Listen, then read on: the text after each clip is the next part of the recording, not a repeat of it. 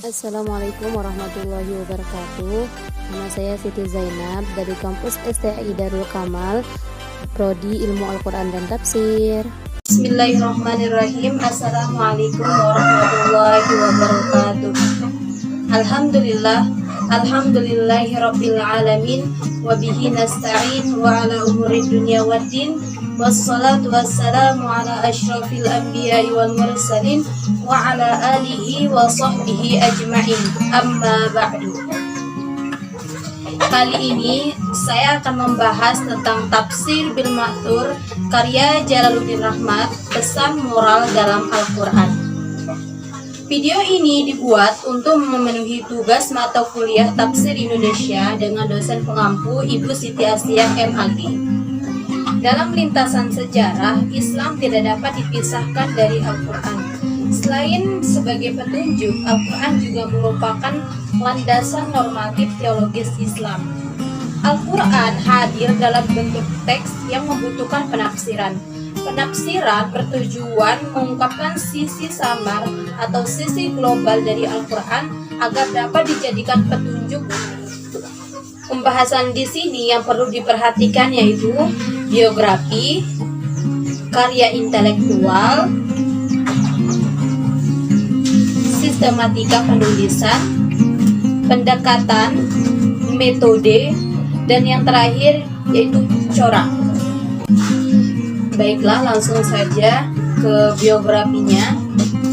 Kang Jalal adalah sapaan akrab bagi Profesor Dr. Kiai Haji Jalaluddin Rahmat.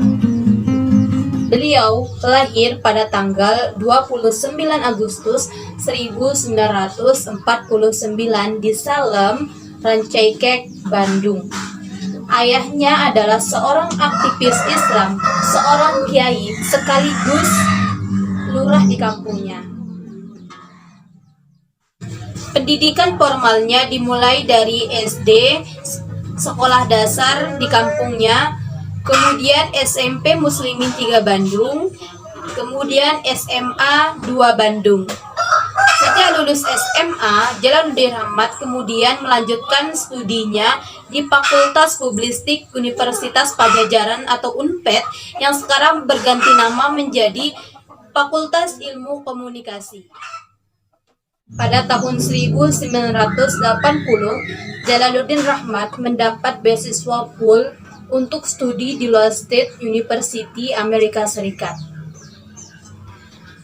Jalaluddin Rahmat berangkat untuk melanjutkan studi dengan spesialisasi ilmu komunikasi. Program ini ia jalani selama 2 tahun, sehingga pada tahun 1982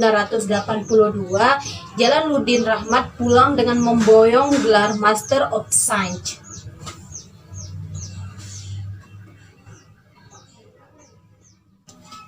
Tidak hanya pendidikan formal saja, Jalaluddin Rahmat juga ada dalam pendidikan agama.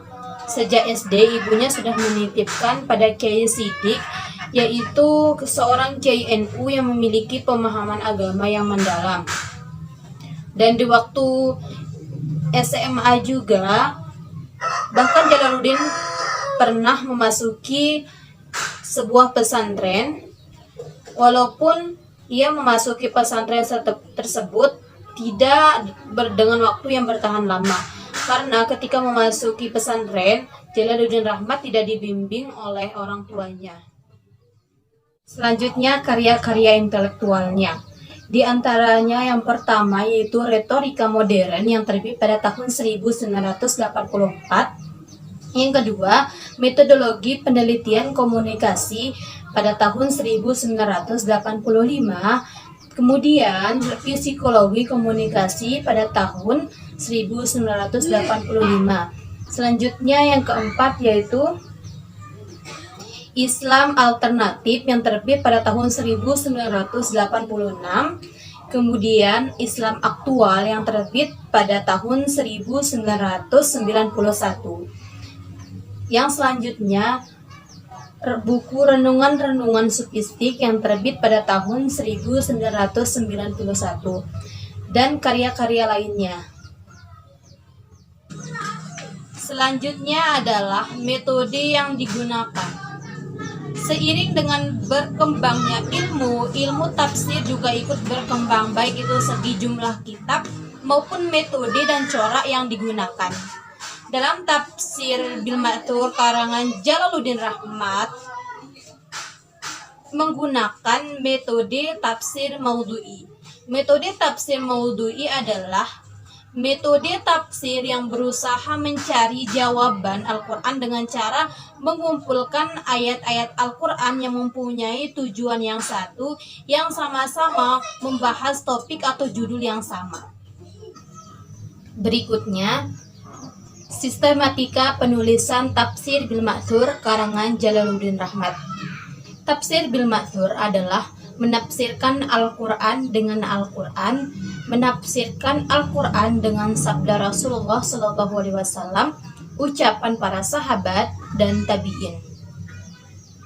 Dalam penulisan tafsir bil ma'thur harus diperhatikan sistematika penulisannya, diantaranya yang pertama sesuai urutan, yaitu yang pertama menampilkan bismillah, yang kedua menampilkan ayat, kemudian terjemahan, yang ketiga menentukan judul dan topik, yang keempat menjelaskan ayat dengan riwayat-riwayat, kemudian yang kelima menjelaskan kandungan ayat dengan menghubungkan ayat yang satu dengan ayat yang lain.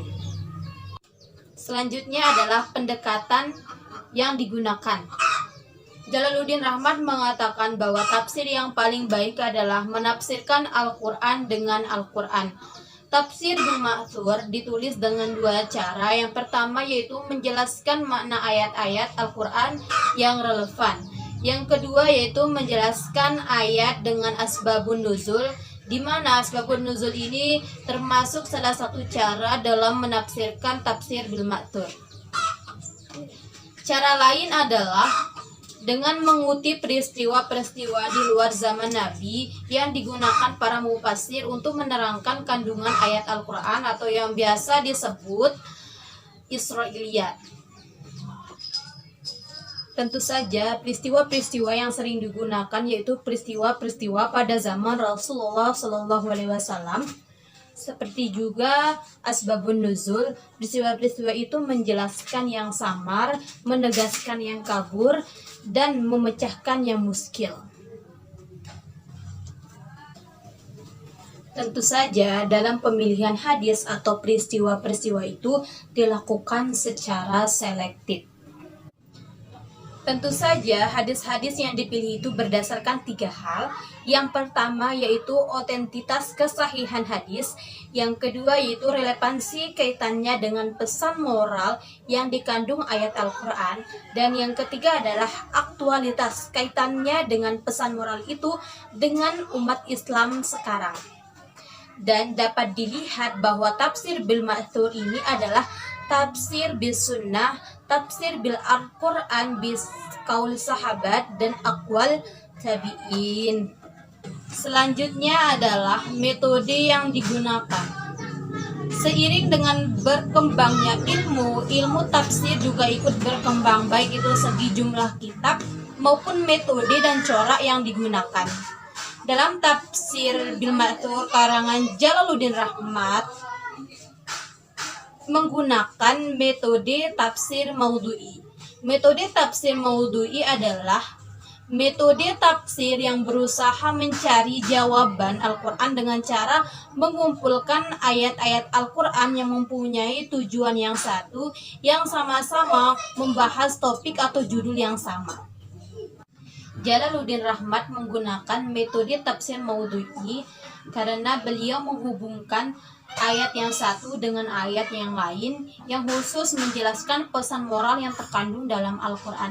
Seperti yang sudah saya sebut tadi, yaitu sistematika penulisannya yang terakhir yaitu menjelaskan kandungan ayat dengan menghubungkan ayat yang satu dengan ayat yang lain. Yang terakhir adalah corak yang digunakan.